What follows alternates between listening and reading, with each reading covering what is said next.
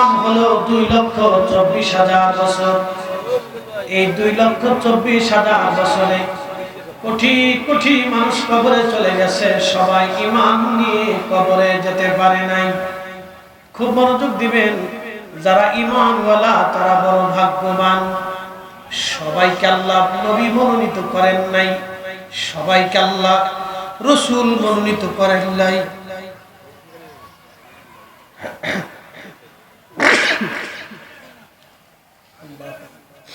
সবাইকে আল্লাহ ওলি মনোনীত করেন নাই, সবাইকে আল্লাহ মুসলমান বানান নাই। আল্লাহ যাকে মুসলমান বানাইলেন তার বুলন্দ নসিব, যারে ওলি বানাইলেন তার আর বুলন্দ নসিব, যারে নবী বানাইলেন তার আর বিরাট বুলন্দ নসিব, যারে রাসূল বানাইলেন তার আর বিরাট বুলন্দ নসিব। এবং বিরাট সমস্ত নবীদের নবী যিনি, রাসূলদের ইমাম যিনি, কুল মাখলুকাতের সাইয়্যিদ যিনি, তামাম সৃষ্টির ফাউন্ডেশন তিনি, রাহমাতুল লিল আলামিন নবীর মহান সম্মান একেবারে অতুলনীয়। কথা বলেন ঠিক কিনা?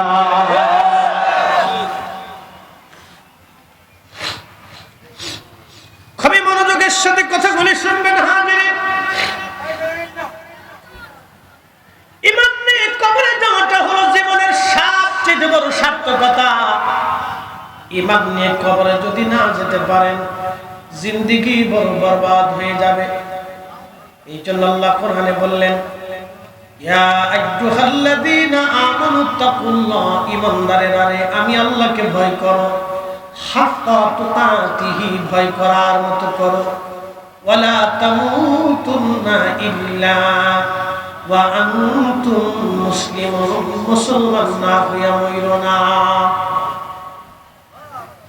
মুসলমান হতে হবে কার মতো? মুসলিম হতে হবে সাহাবীদের আদলে, মুসলিম হতে হবে তাবিঈদের আদলে, মুসলিম হতে হবে তাবিঈদের আদলে, মুসলিম হতে হবে ওলিদের আদলে। কথা কন না কেন? ঠিক। ওলিরা যেই পথে, আমরা থাকবো সেই পথে। কারণ খাজা বাবা আজমিরি ছিলেন আহলে সুন্নাত ওয়াল জামাতের অনুসারী।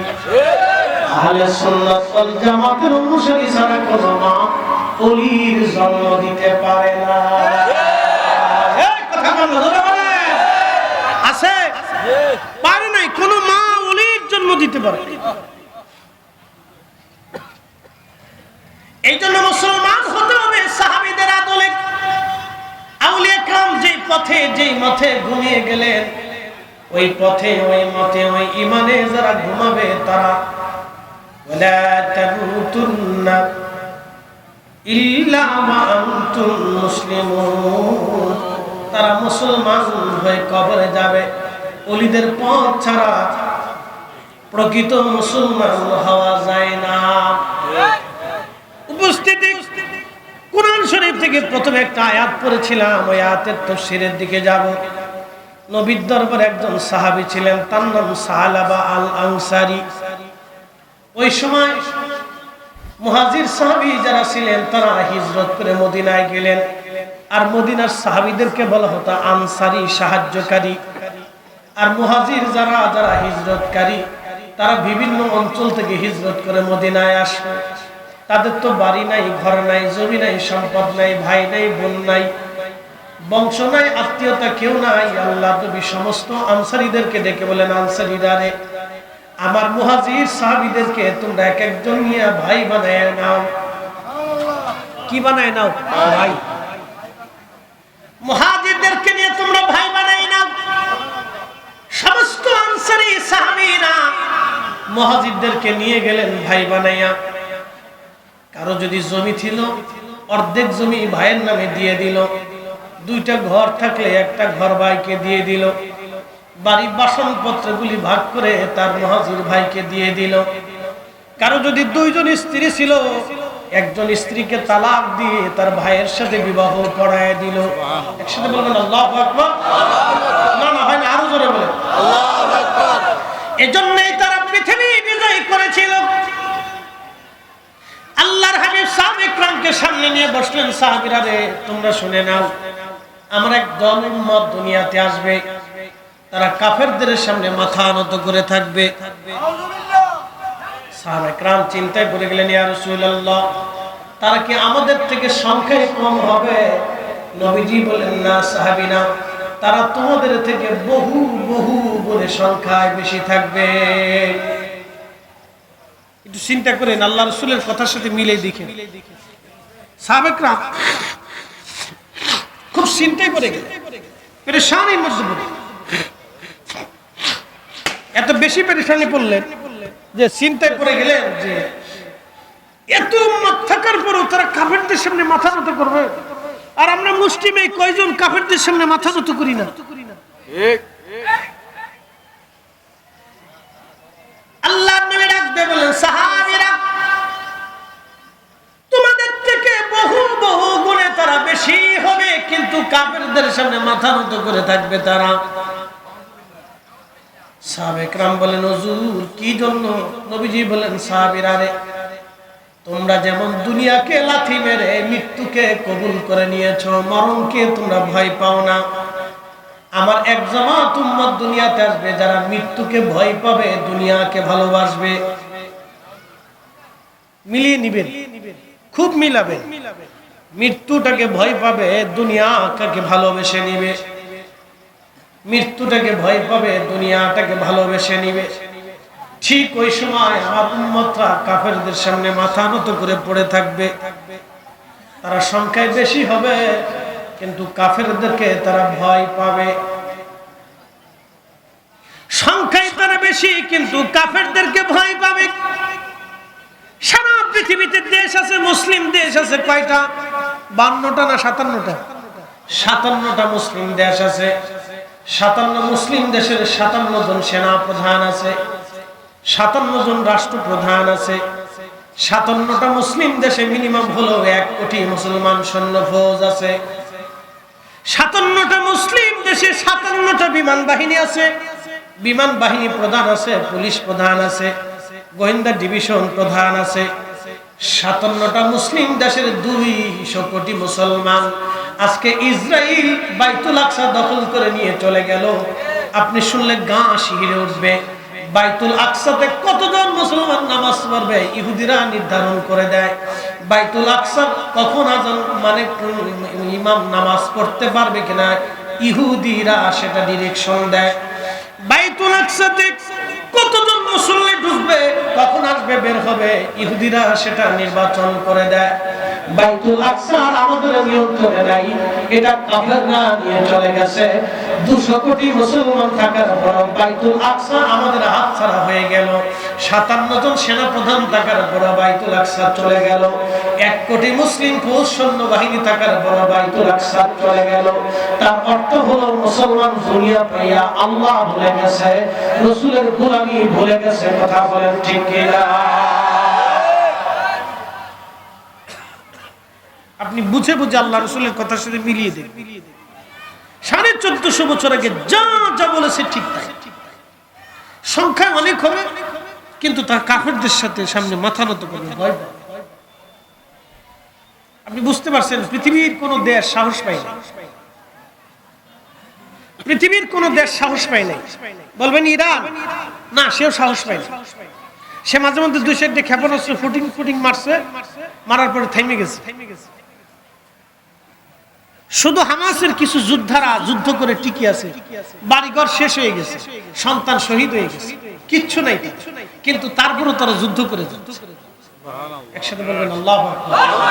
না হয় না, আরো জোরে বলেন, আরো জোরে বলেন। তাহলে মুসলমান আছে কয়জন হিসাব করছে?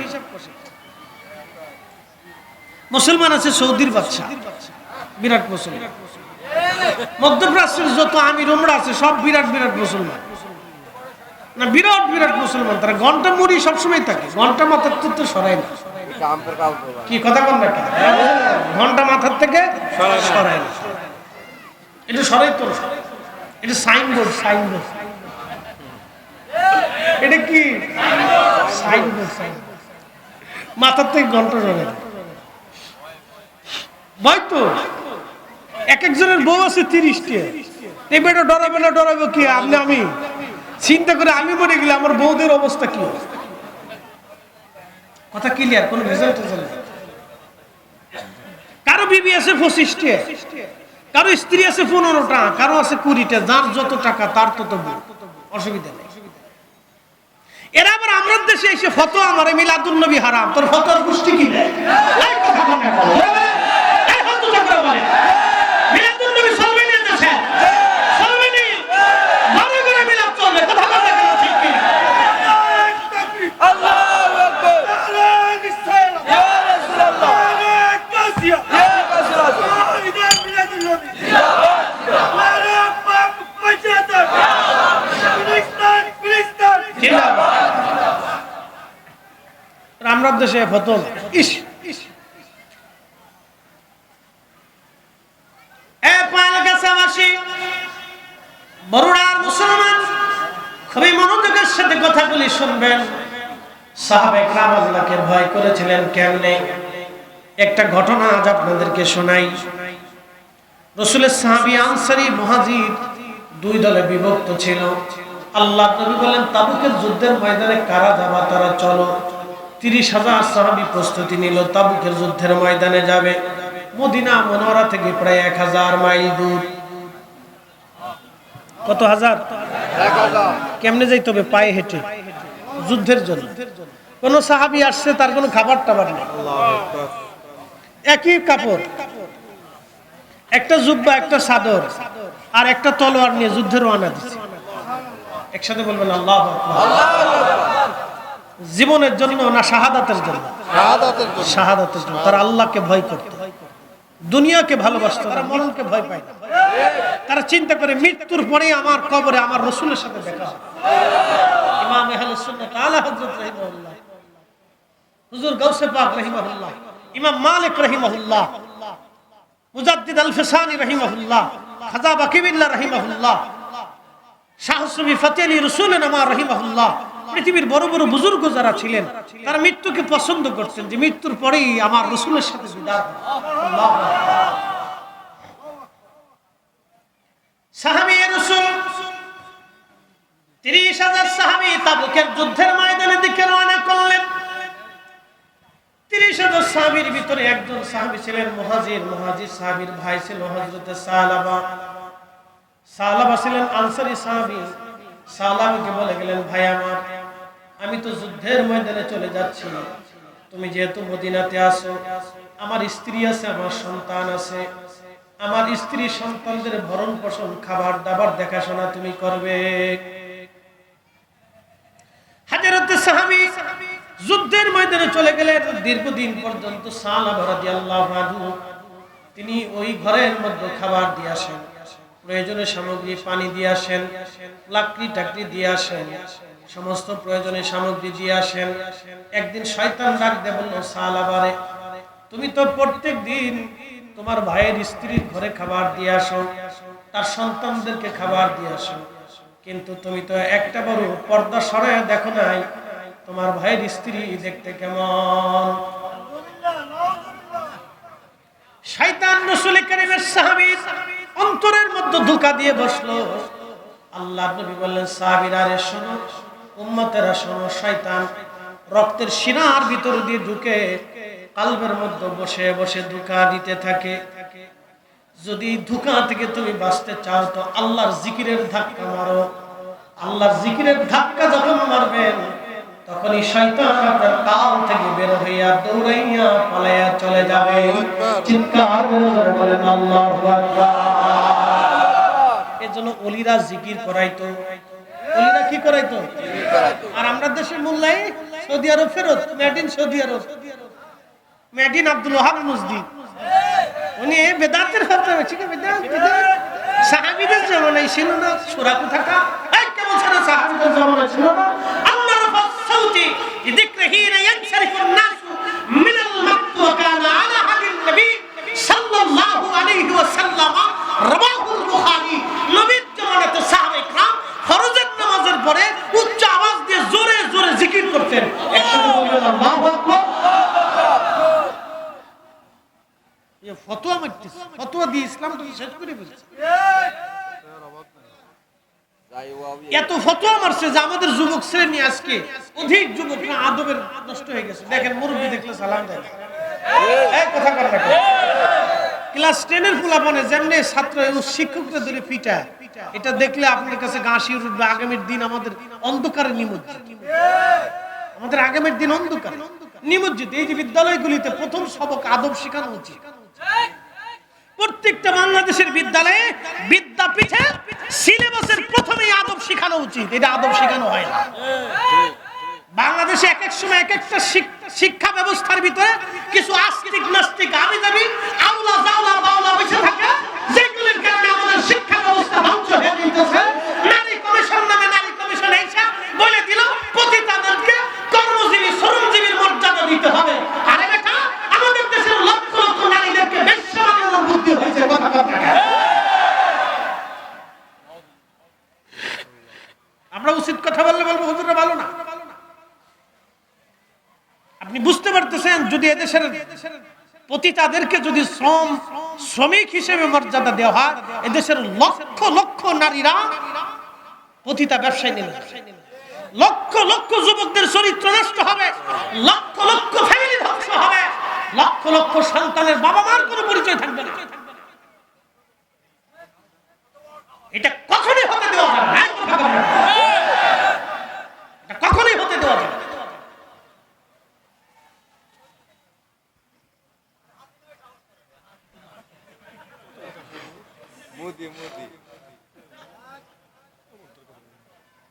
প্রিয় উপস্থিতি হাজিরিন, মনোযোগ দিবেন। সাহাবী রাসূল খাবার আনতে গেলেন, খাবার দিতে গেলেন। তিনি তিনার ভাইয়ের ঘরের স্ত্রীর ঘরের মধ্যে বাড়িতে খাবার দিলেন, কিন্তু পর্দা সরাইলেন। সরায় দেখলেন এক পরমা সুন্দরী নারী। কারণ আরবের মেয়েরা অত্যন্ত সুন্দরী হয়, যে সুন্দর তো অনেক সুন্দর।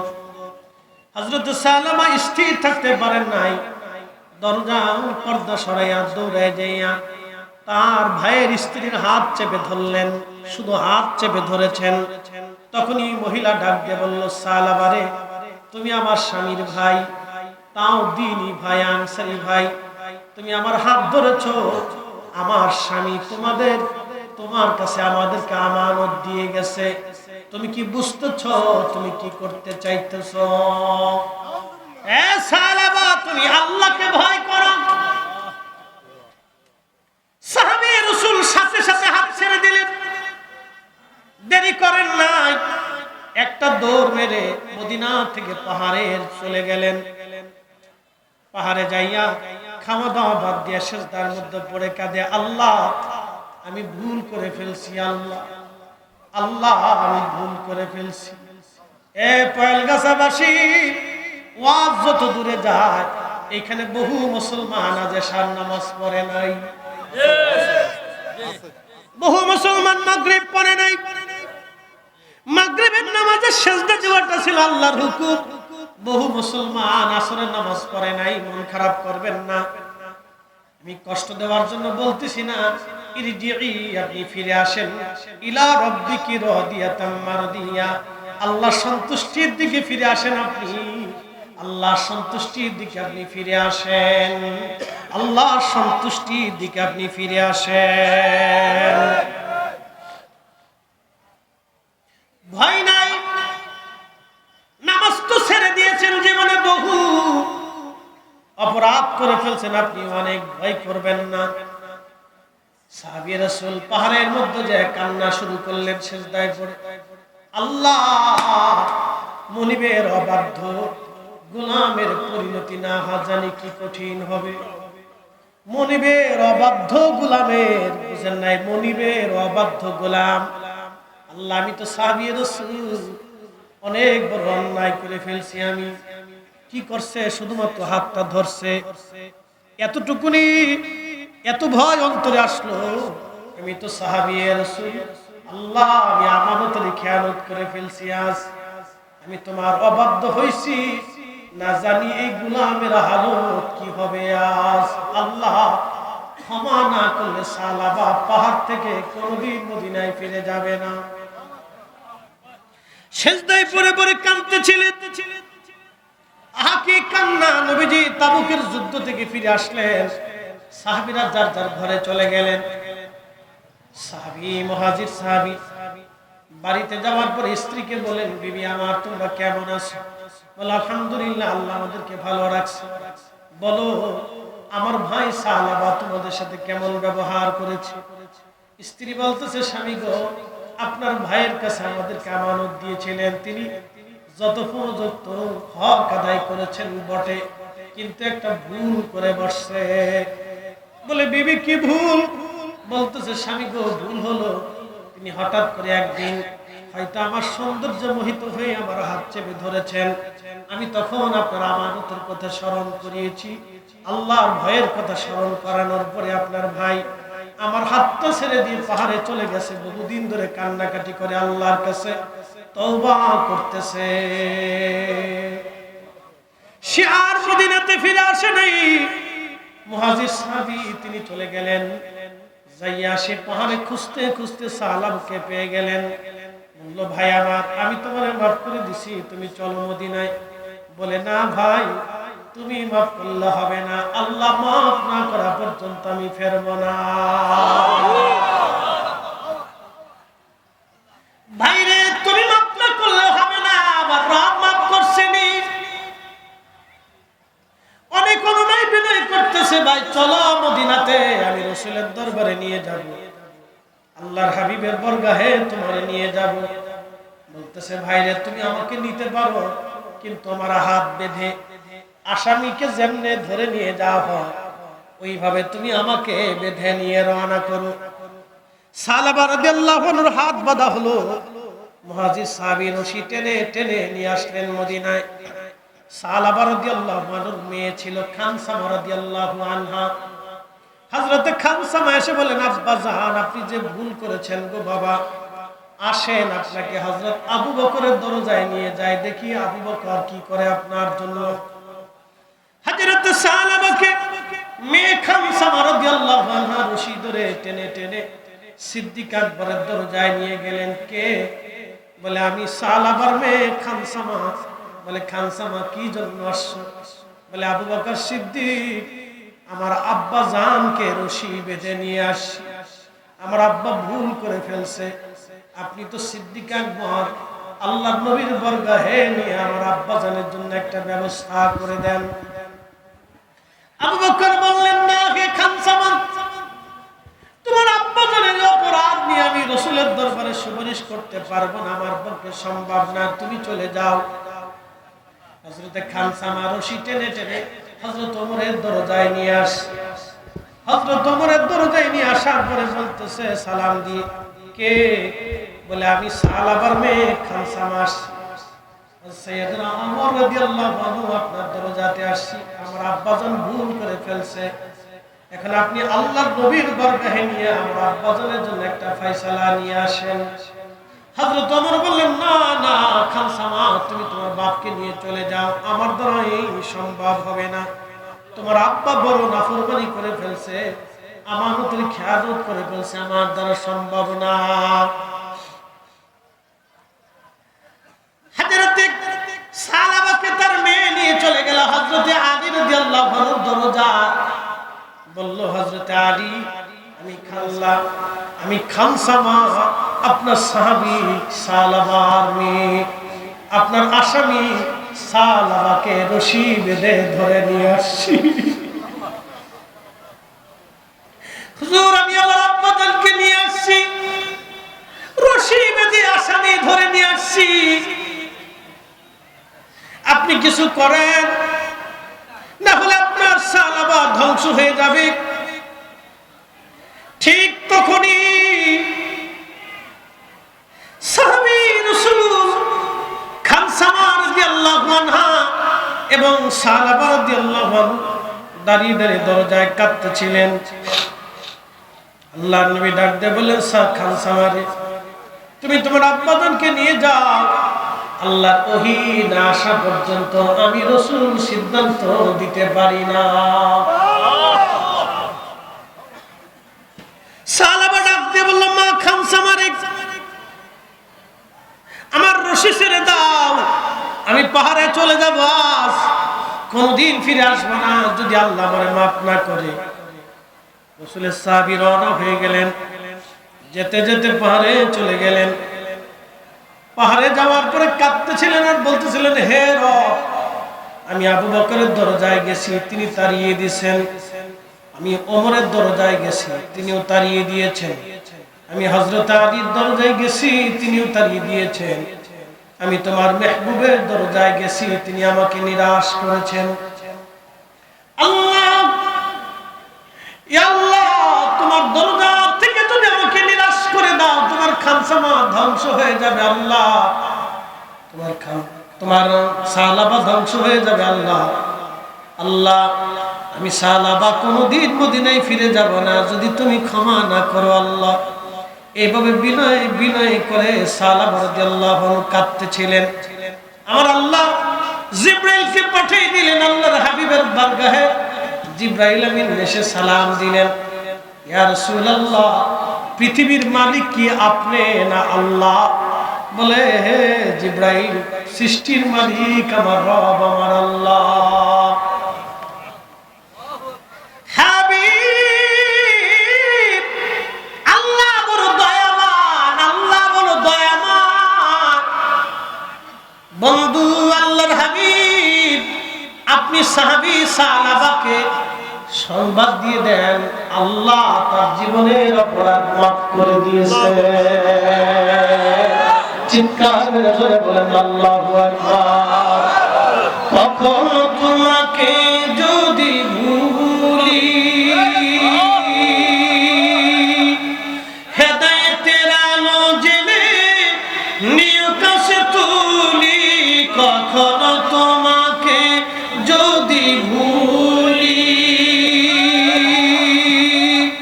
হেদায়েতের আলো জেলে নিয়ে কাছে তুলি। ঠাই দিও প্রিয়তম গো, ঠাই দিও প্রিয়তম গো মহিয়ান।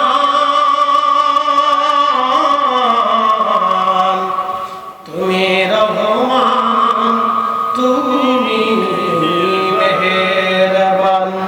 অন্ধ গাহে না শুধু তোমার গুণগান, অন্ধ গাহে না শুধু তোমার গুণগান।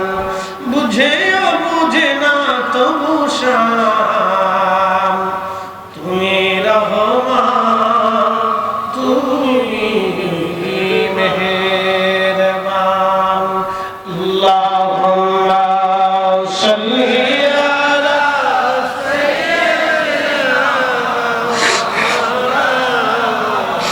মুহাম্মদ সাইয়্যিদিনা।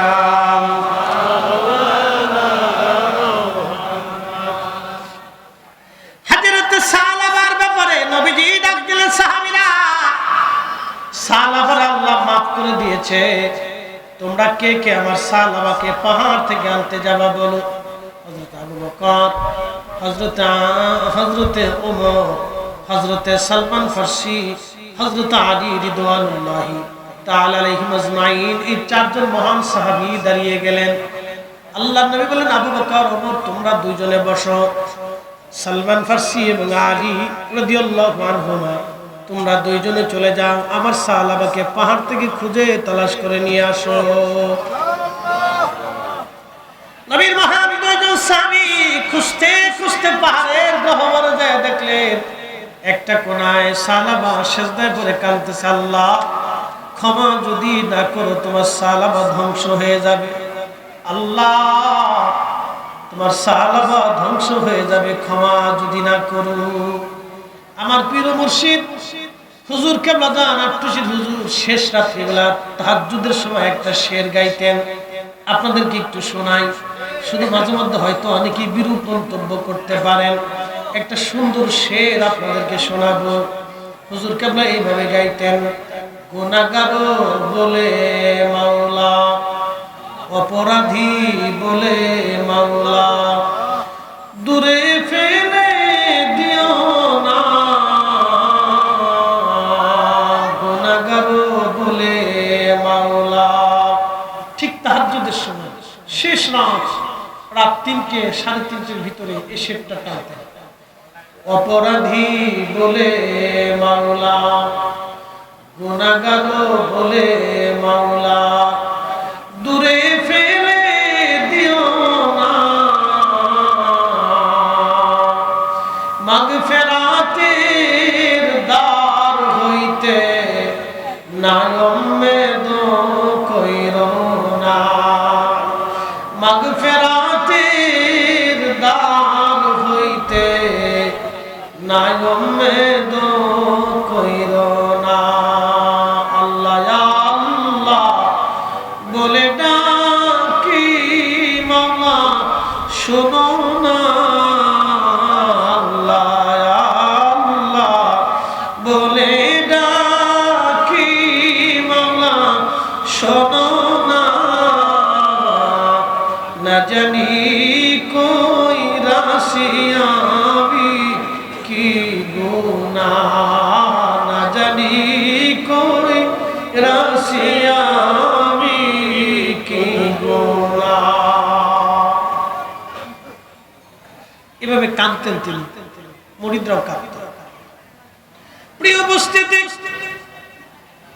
সানাবাদ পাহাড়ের গুহার মধ্যে পড়ে পড়ে কাঁদতেছে, আল্লাহ ক্ষমা যদি না করো তোমার সালাবা ধ্বংস হয়ে যাবে।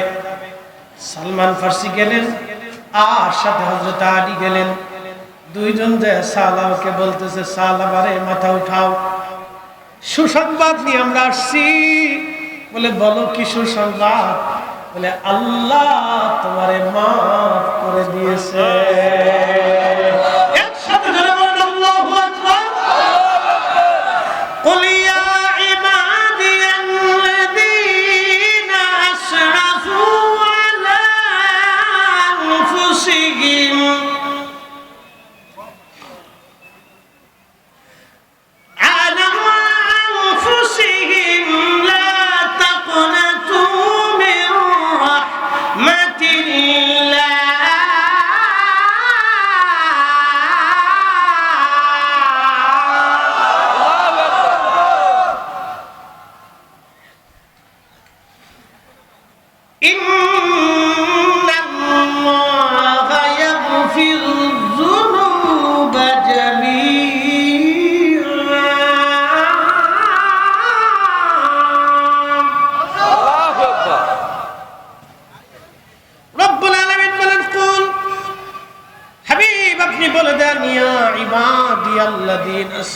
হে আমার গোলামরা, বান্দারা, তোমরা যদি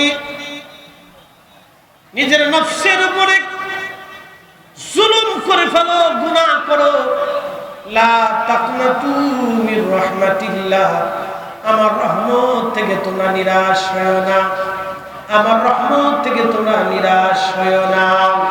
একবার চিৎকার করে বলেন আল্লাহু আকবার। পৃথিবীর শ্রেষ্ঠ সংবাদের এক সংবাদ আপনাদেরকে শোনাইলাম। পৃথিবীর শ্রেষ্ঠ সংবাদের এক সংবাদ আপনাদেরকে শোনাইলাম। লা তাকনাতু মির রাহমাতিল্লাহ, গুনাহ যদি এত পরিমাণে হয়, তুমি 7 আসমান ভরে ফেলে দিয়েছো, গুনাহ যদি এত পরিমাণে হয়, পৃথিবীর সব নদী, সাগর, মহান সাগর পর্যন্ত ভরে ফেলছো, গুনাহ যদি এত পরিমাণে হয়, 7টা জমিন তুমি ভরে ফেলছো, লা তাকনাতু মির রাহমাতিল্লাহ, বান্দা ও বান্দা, আমার রহমত থেকে তুমি নিরাশ হয়ো না, আমি নিরাশ করব না। ইন্নাল্লাহা, নিশ্চয় আমি আল্লাহ, অবশ্যই আমি আল্লাহ, ইয়াগফিরুয যুনুবা জামিআ, তোমাদের জীবনের সব গুনাহগুলো প্রত্যেকদিন তুমি 70 বার তওবা করো, কারণ মরণের সময় তোমার তওবা করার সুযোগ নাও হতে পারে। কথা বুঝতেছেন আপনারা? তওবা একসাথে বলেন কি? তওবা। ফিরে আসেন আল্লাহর দিকে, ফিরে আসেন, তওবা করে ফিরে আসেন, তওবা করে ফিরে আসেন, আল্লাহর দিকে ফিরে আসেন। সুযোগ এখনো আছে, আল্লাহ সুযোগ রেখে দিয়েছে, ফিরে আসেন। বাবাজি আমার, আপনি যত বড় শক্তিমান হন না কেন, মরণ আপনার পিছু ছাড়বে না। বাংলাদেশে হাজার হাজার কোটি কোটি টাকার মালিক যারা ছিলেন তারা মারা গেলেন। তারা মারা গেলেন, তাদের কবরে মাত্র 3 টুকরা কাফনের কাপড় দেওয়া হলো। হাজার হাজার বিঘা সম্পত্তির মালিক যাদের ছিল তারা কবরে চলে গেলেন, মাত্র 3.5 হাত জমিন কবর তাদের জন্য বরাদ্দ হলো। আপনি পৃথিবীর মালিক যদি হন, 3.5 হাত কবর আপনার জন্য বরাদ্দ।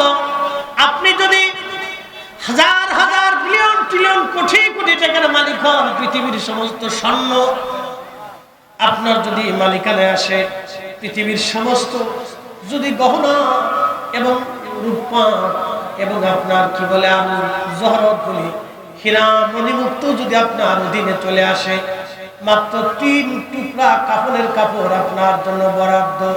এর বেশি 1 ইঞ্চিও বেশি পাবেন না। মাত্র 3 টুকরা বরাদ্দ, 3 টুকরা বরাদ্দ কাপড়, মাত্র 3.5 হাত জমিন বরাদ্দ। আমার এই 2টা কথা যদি কেউ বাড়ি পর্যন্ত নিয়ে যেতে পারেন, তাহলে আজকে তওবা হবে। আল্লাহ, জীবনে কারো অর্থ মেরে খাবো না, জীবনে কারো হক মেরে খাবো না। আল্লাহ, জীবনে কারো রক্ত চুষবো না। আল্লাহ, জীবনে কারো অধিকার ক্ষুণ্ণ করবো না। জীবনে ভাইয়ের সম্পদ মারবো না। জীবনে বোনের হক নষ্ট করবো না। জীবনে কখনো মা বাবার হক নষ্ট করবো না। শুধু 2টা কথা বাড়ি নিয়ে যান। 1 নাম্বার, আপনি অনেক অর্থের, যত অর্থের মালিক হন, পৃথিবীর মালিক হলো আপনার জন্য মাত্র 3 টুকরা কাফনের কাপড় বরাদ্দ। সারা পৃথিবীর মালিকও যদি আপনি হয়ে যান, 3.5 হাত জমিন আপনার জন্য বরাদ্দ। এর বেশি কিছুই আপনি পাবেন না। সাহাবী 2 জন সাহাবাকে নিয়ে আসলেন। তখন হযরত বেলাল রাদিয়াল্লাহু আনহু ফজরের আযান দিলেন, আসসালাতু খায়রুম মিনান নাওম, ঘুম থেকে নামাজ ভালো। সমস্ত সাহাবী মসজিদ ভরা, একেবারে জায়গা নাই। হযরত সালাবা রাদিয়াল্লাহু আনহু সবার পিছনের কাতারে এসে দাঁড়াইলেন। আল্লাহর নবী কোরআন তেলাওয়াত শুরু করলেন। আলহামদুলিল্লাহ সূরা ফাতিহা পড়ার পরে নবীজি সূরা তাকাসুর শুরু করলেন। আলহাকুমুত তাকাসুর হাত্তা যুরতুমুল মাকাবির। আল্লাহু আকবার। আলহাকুমুত তাকাসুর হাত্তা যুরতুমুল মাকাবির। আল্লাহু আকবার। ঠিক তখনই হযরত সালাবা রাদিয়াল্লাহু আনহু থরথর করে কাঁপতেছিলেন।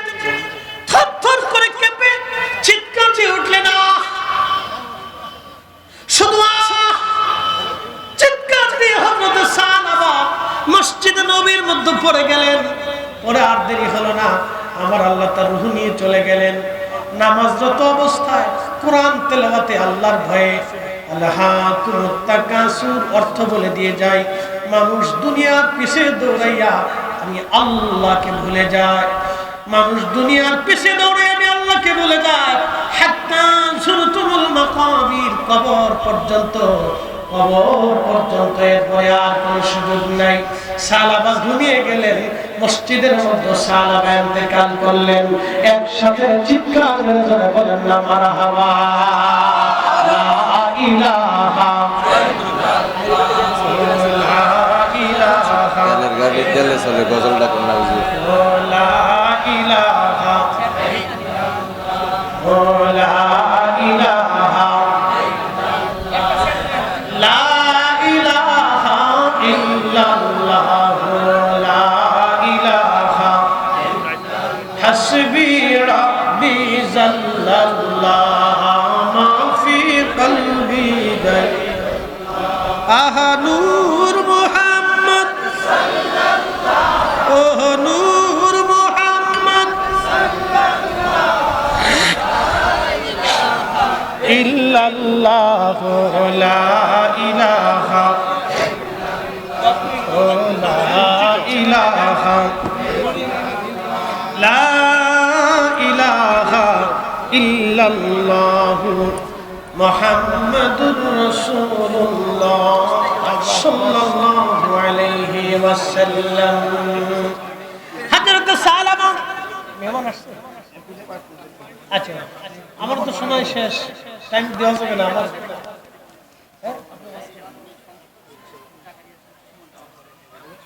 আচ্ছা, প্রধান এমপি সাহেব আসুন, আসুন।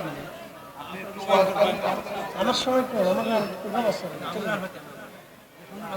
না না ফাইবেন না কেন, বড়রা থেকে আমি কম আসি না। আসতে আসতে স্লোগান স্লোগান একদম স্লোগান পরিচালক কে বলছেন?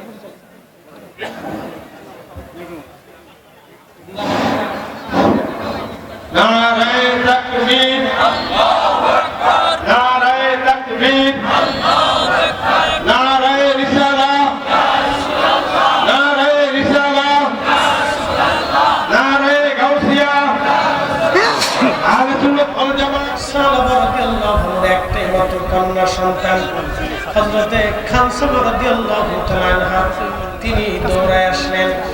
বাবা লাশের পাশে বসে বসে কাঁদতেছিলেন। বাজার, আপনি ছাড়া তো আর আমার কেউ নাই, আমার মাও নাই, আমার পরিবারের আর ভাই বোন কেউ নাই, আমি একাই। আব্বা গো, আপনিও চলে গেলেন আল্লাহর ডাকে, আমি এখন কি করব, আমার উপায় কি হবে? ঠিক তখনই রাহমাতুল লিল আলামিন নবীজি আসলেন, এসে বলেন, খানসামা রে, তুমি কাঁদো কেন? খানসামা বলে, ইয়া রাসূলুল্লাহ, ইয়া হাবিবাল্লাহ, আমার বাবা আল্লাহর ভয়ে মসজিদে নববীতে আপনার তেলাওয়াত শুনে আখিরাতের কথা স্মরণে ছটফট করে তিনি মারা গেছেন। আমার আব্বা একটা ভুল করেছিলেন, আমার রব আল্লাহ মাফ করে দিয়েছেন। ইয়া নবী আল্লাহ, আমার আর কোনো ভাই নাই, বোন নাই, আমার পরিবারের আর কেউ নাই, আমার আব্বা ধনী ছিল। ওগো ইয়া নবী আল্লাহ, আমার আব্বা যখন চলে গেল, আমার এখন উপায় কি হবে, আমি কি করব?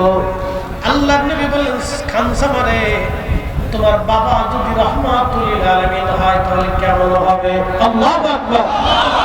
তোমার বাবা যদি রাহমাতের নবী হয় তাহলে কেমন হবে? তোমার বোন যদি ফাতেমা হয় তাহলে বলো কেমন হবে? তোমার বাবা যদি নবী হয় তাহলে কেমন হবে? তোমার বোন যদি ফাতেমা হয় তাহলে খানসামা বলো তোমার কেমন হবে? খানসামা হেসে দিয়ে বলেন, ইয়া রাসূলুল্লাহ, এর চেয়ে বুলন্দ নসিব খানসামার জন্য আর কিছু হতে পারে না। তুমি মোদের আশার আলো, ঠিক কি না? তুমি মোদের আশার আলো, তাই তো তোমায় বাসি ভালো, তুমি মোদের আশার আলো, তাই তো তোমায় বাসি ভালো। হৃদয় নামের ফুল দানিতে, হৃদয় নামের ফুল দানিতে গেঁথে রেখেছি প্রেমের মালা। ইয়া রাসূলুল্লাহ, ইয়া হাবিবাল্লাহ, ইয়া রাসূলুল্লাহ, ইয়া হাবিবাল্লাহ, ইয়া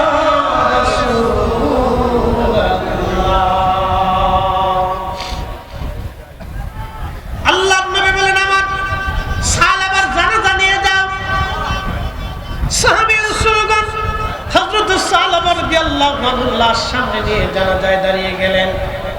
হুজুর আসতেছেন না? আপনি আলোচনা করেন, আপনার আলোচনা শুনতে আসছেন। বিশেষ করে নারায়ে তাকবীর, আল্লাহু আকবার, নারায়ে রিসালাহ, ইয়া রাসূলুল্লাহ, নারায়ে গাউসিয়া, আহলে সুন্নাত ওয়াল জামাত, মোহাম্মদ আব্দুল কাদের কাওকাব হুজুর কিবলার আগমন, সাপুতারা শরীফের পেশে হুজুর কিবলার আগমন, কমিটির পক্ষ থেকে,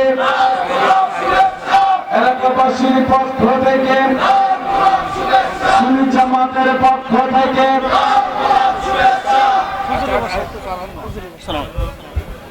প্রিয় শেখ আলী মুস্তাফা আপনারা দেখতে পাচ্ছেন যে আমাদের কাছে আজকের প্রধান মেহমান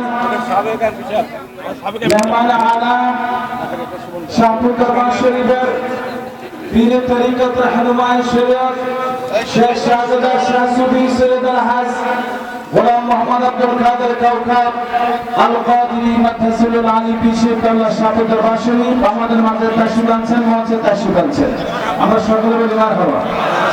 আমাদের যিনি আজকে বিশেষ আকর্ষণ জানাজা আচ্ছা সারা রাত বলছেন ওটা আল্লাহ কবুল করছে ইনশাআল্লাহ। আচ্ছা চলবে ইনশাআল্লাহ। হুজুর আসছেন, হুজুর আপনাদেরকে নিয়ে তালিম তরবিয়ত দিবেন। আমাদের প্রধান মেহমান আসছেন, সাবেক এমপি মহোদয় আসছেন, আমাদের অ্যাডভোকেট সাহেব আসছেন, আরও মেহমানরা আসছেন, তারা আপনাদের কাছ থেকে দোয়া নেবেন। আমাদের প্রধান বক্তা তাহিরি সাহেব তিনিও কাছাকাছি ইনশাআল্লাহ। এই জন্য আমি আর সময় দিব না। সাহাবা রাদিয়াল্লাহু আনহুর জানাজা বিরাট সাহাবে কাম দাঁড়িয়ে, তা আল্লাহর নবী জানাজা পড়াইতে যাবেন, কিন্তু আল্লাহ রসুল পায়ের উপরে আঙ্গুলের উপরে ভর দিয়ে দিয়ে দিয়ে দিয়ে দিয়ে দিয়ে আস্তে আস্তে যাচ্ছে। একসাথে কোন আল্লাহু আকবার। হযরত সাহাবার জানাজাতে সমস্ত সাহাবীরা দাঁড়ানো, নবীজি জানাজা পড়াইতে যাবেন, পা মুবারকের উপরে ভর দিয়ে দিয়ে আল্লাহর নবী যাচ্ছেন। সাহাবীরা বলেন, ইয়া রাসূলুল্লাহ, আপনি কেন পায়ের আঙ্গুলের উপর ভর দিয়ে দিয়ে, আমাদের দেশে কাদা হইলে যেমন আমরা পায়ের আঙ্গুলের উপর ভর দিয়ে দিয়ে আস্তে আস্তে দেখে দেখে যাই, আল্লাহ হাবিব ওইভাবে দেখে দেখে যাচ্ছেন। সাহাবীরা বললেন, হুজুর এরকম কখন আপনি হাঁটেন না, আজকে কেন এরকম হাঁটেন? বলে, সাহাবীরা রে, আমার সাহাবার জানাজা আল্লাহর আসমান থেকে এত ফেরেশতা আল্লাহ পাঠাইছে। আল্লাহু আকবার। আমার সাহাবার জানাজায় আল্লাহর আসমান থেকে এত ফেরেশতা পাঠিয়েছে, সাহাবীরা পা রাখার মতো কোনো জায়গা আমি পাচ্ছি না, সেই জন্যে আমি ধীরে ধীরে বুঝে বুঝে পা রাখতেছি, যাতে ফেরেশতাদের পায়ের উপরে পা পড়ে না যায়। চিৎকার করে জোরে বলেন, ইয়া রাসূলুল্লাহ। তার মানে বোঝা গেল আশিকে রাসূল, গোলামে রাসূল, নবীর গোলাম যারা, আশিকে রাসূল যারা, আল্লাহর ওলি যারা, তাদের জানাজায় অসংখ্য ফেরেশতারা হাজির হয়। কথা বলতে কেন ঠিক কিনা? তাহলে আমরা আহলে সুন্নাত ওয়াল জামাতের পথে আসি না নাই? না, হাত তুলে বলেন আসি না নাই? সুন্নি মুসলমান হয়ে বাঁচতে চাই কি চাই না? সুন্নিয়ত আমাদের ঈমান, সুন্নিয়ত আমাদের কি? জোরে বলেন কি? আরো জোরে বলেন কি? রাসূল আমাদের কি? আমাদের জীবন যাবে, ঈমান যাবে, জীবন যাবে, ঈমান যাবে।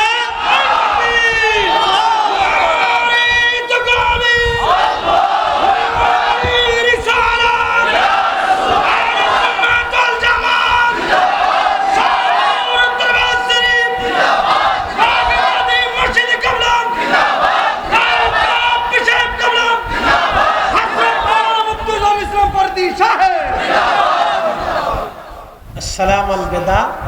সম্মানিত ইশা হুজুর কেবলা তিনি আসছেন, তিনি আল্লাহর একজন মকবুল ওলির আওলাদ।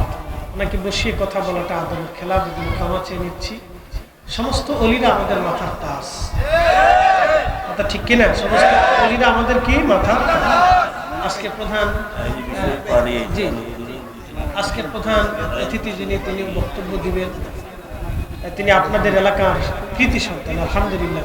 খুব শিক্ষানর্গে আমি আসার পর ওনার খুব প্রশংসা শুনেছি, ভালো লাগছে।